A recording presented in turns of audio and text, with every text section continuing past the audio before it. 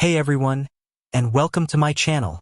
Today we're going to be talking about how to install maps in Basecamp.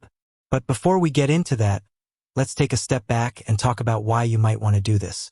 Basecamp is a great tool for planning and managing your outdoor adventures.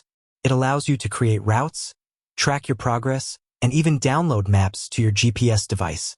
So, whether you're planning a hiking trip in the mountains or a road trip across the country, Basecamp can help you make the most of your experience. Now that we've covered the basics, let's get into the meat of the tutorial. How to install maps in Basecamp. There are a few different ways to install maps in Basecamp. The easiest way is to purchase maps from Garmin. You can do this either online or at a Garmin retailer. Once you've purchased a map, you can simply insert the map's SD card into your computer and Basecamp will automatically recognize it.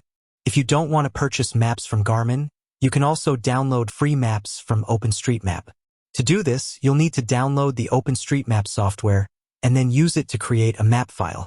Once you've created a map file, you can simply copy it to your Basecamp folder. How to use maps in Basecamp. Once you've installed some maps in Basecamp, you can use them to plan your routes and track your progress. To do this, simply click on the Maps tab in Basecamp and then select the map you want to use. You can also use Basecamp to download maps to your GPS device.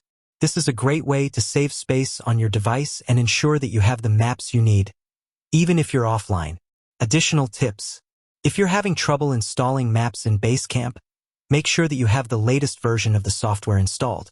You can also find help and support on the Garmin forums. I hope this tutorial has helped you learn how to install maps in Basecamp.